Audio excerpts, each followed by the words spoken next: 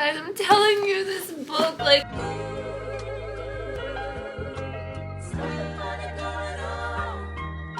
Hello. Good morning, everybody. Also, guess what I'm watching? Big Time Rush interview. Guys, who is your crush from Big Time Rush? Because mine was Logan. I actually think that he was like one of my first TV crushes. Oh my gosh, he was so cute. Anyway, that's not the point of this video. I'm sorry about the lighting. One of my best friends wants to read The Seven Husbands of Evelyn Hugo, which if you know, you know. This is one of my favorite books of all time. Finally, she texted me one day and she was like, okay, I'm gonna read The Seven Husbands of Evelyn Hugo. But I was like, no, wait a second. I actually wanted to annotate that book for you. Hence this video. I'm gonna take you along with me annotating The Seven Husbands of Evelyn Hugo. I love this book so much. This book has some of my favorite quotes of all time. Here's everything that I'm gonna use. I'm going to start by writing a note. So whenever I annotate something for someone, I always, oh my gosh, the dedication is so iconic. Smash the patriarchy, sweetheart. Yeah, I always write like a letter at the very beginning. So I'm gonna do that. I'm gonna put on headphones. Okay, I'm gonna listen to this playlist. Oh my god, starting off so strong. Too strong. Literally look, illicit affairs. I'm gonna write down my message from my friend and then I'll be back. Just finished writing. This is one of my favorite books of all time. Let me apologize in advance for all the disgusting men in this book. Like that. Oh my gosh, you guys. You guys more overviews later, but I literally just finished chapter 4. The interview starts and she asks who was the love of Evelyn's life, and Evelyn becomes sad and she says, just now I wasn't exactly sure how to tell the truth. I don't have very much practice in it. It feels antithetical to my very survival. Literally on my phone, Evermore starts playing. I don't want to cry right now. It's literally playing right now. Okay, we're gonna start chapter 5. So I've decided to stop here for today because I'm literally a quarter of the way done already, or like even more than that maybe. I'm gonna stop here. Chapter 17. I annotated so much. Let me show you. Obviously this was the letter that I wrote at the very beginning, and then we have the very start. Anyway, we start with Monique and just like the important plot points of everything that happened. And I said this is honestly a side plot that I didn't think was necessary, but you'll see the whole thing with Monique and her story. Also, this video is gonna have spoilers for Evelyn Hugo, I think. Yeah, so yeah, if you haven't read it, you should go read it anyway. And then I said the feminine urge to literally just spoil the ending to this book right here, right now. It was so hard. I keep like underlining all of like the little Easter eggs that I didn't realize, like all the foreshadowing, the physician-assisted suicide stuff, and like everything with her dad. Yeah, and all of the pieces to the story, but you'll see like all the comments. Oh my gosh, the way that I wrote so many Taylor Swift lyrics, like you're gonna see, not to be indelicate, are you telling me you're dying? And then I wrote the lyrics to Delicate. My friend is not a Swiftie, by the way.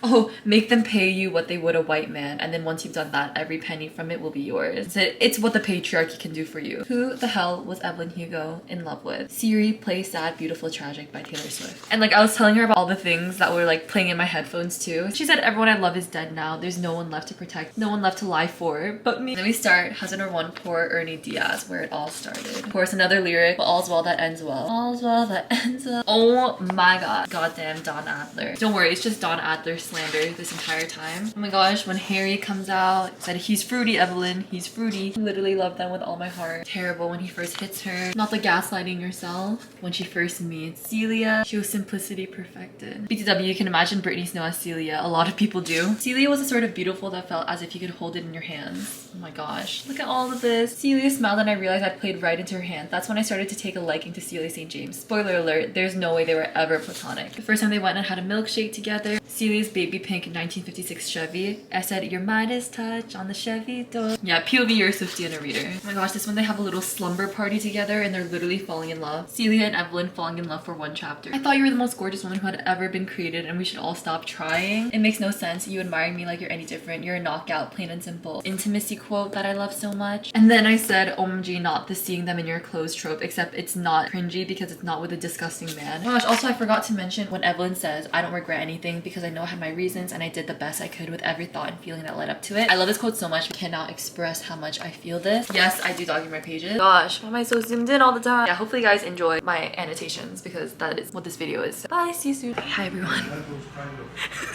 Don't look at me. John, can you sit across from me?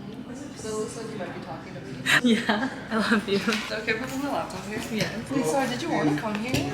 Or did I peer pressure you to? No, I wanted to come here. Okay, yeah, you're right, because if you didn't want to, you would just say no. Yeah. So updates, my roommate peer pressured me to come to this cute coffee shop that's near our campus. Location reveal. Came here, I literally bought my laptop and everything to do work, but actually I'm just gonna sit here and keep annotating Seven Husbands while listening to the Seven Husbands playlist. New to town with a brand. Wait, how's it go? Say it again. New to town with a made up name. Everybody landed chasing fame. I'm not gonna put that. No. Reveal your true self. Don't try it. I'm sorry. And coffee. Just try it. This is good. Also, look at the first song that just showed up on the playlist. Beautiful. Oh my gosh, let's count all the times that I referenced a Taylor Swift song. Oh my gosh, but I remember the chapter. The chapter was just like one chapter of me hating Dawn Adler. Oh my gosh, and this is when people get suspicious that they're foodie. Here's when Evelyn fesses up. This is when she was bold. They're always bold. I just love her friendship with Harry. Wait, but this is when Harry dismisses Evelyn. And then it's like, I think fruity. He's like, you're not. And then she's like, I think that's Celia. And he's like, I think she is too. What was up with that? Here it is, next Taylor Swift song, Treacherous. Make everyone go read Malibu, because he's in it being a bad father. And she kisses the television screen and chips her tooth. It's so embarrassing. I was gonna say, I don't understand the physics of that because why are you going in tooth first? I knew my idea was a good one because I knew how it felt to want to tear a woman's shirt off. Like, okay, go on. Oh yeah. The female gaze I trust implicitly. Oh, and this is when Nick really becomes the rock star and he like announces to the concert, oh, I want to marry Evelyn. And I was like, oh, silly Mick.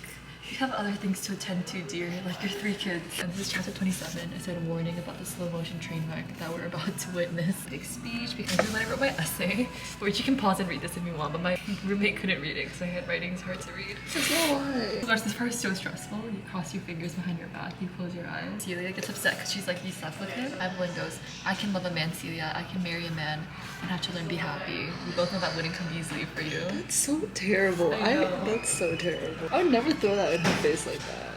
Yeah. To a lesbian. Oh my gosh, and then my favorite quote of all time, the one that made me cry, when she's talking about Harry. You. I'm going to start crying right now. You don't know how fast you've been running, how hard you've been working, how truly exhausted you are until someone stands behind you and says, it's okay, you can fall down and I'll catch you. And this is the famous love speech. I regret every second I didn't spend with her. I should have begged her to stay. I should have apologized. Sent Rose and then stood on top of the Hollywood sign and shouted, I'm in love with Celia St. James, and let them crucify me for it. And Celia got engaged. Now we're at chapter 32. Face reveal. I think the point of face reveal is that like you reveal your own face. Don't do face reveals for other people. Oh. Is it a face reveal or is it a violation of privacy? Anyway. Sorry, these anyways. I don't know why I like purposely put it so in the way. That's okay. I support your career because I am both a friend and a fan. Everyone witness me dog earing the page. That's not what. Cheers. Oh. Cheers. Good fortune, Toby.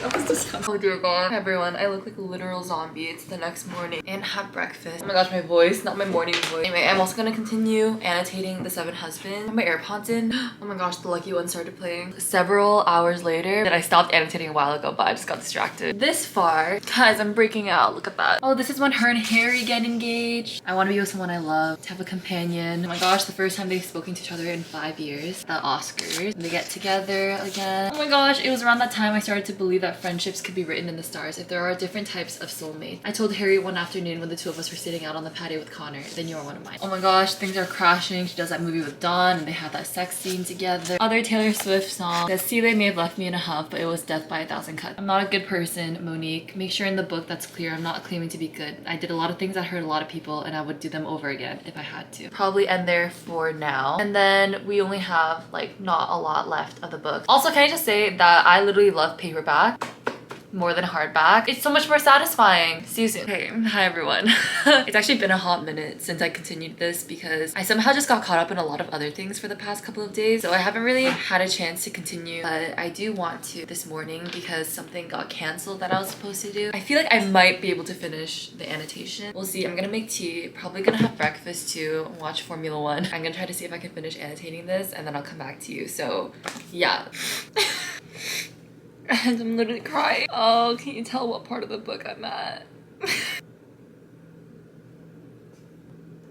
Going away, I told you all my secrets. Anyway, I'm gonna finish this. I forgot how sad the book is. Not again. This is so brutal. They literally give you no breathing room. Okay, so now we got to the part where Monique finally learned the truth about why Evelyn Hugo chose her. Also, I realized I look really bad. I don't know. I look really tired. I am really tired. I literally woke up at 7 a.m. in the morning. 7 a.m. waking up in the morning. We're literally almost done. Anyway. Guys. Wait, randomly this one. Sorry, my phone is going off. This one part of the story that I don't think hit when I first read it is like hitting now. Part where Monique talks to her mom and she said, you know, Monique asked her like, oh, do you miss our dad? And then she says, since we lost your dad, I found passion with men from time to time. I'd give it all back for just a few more days with him. For just one more late night talk.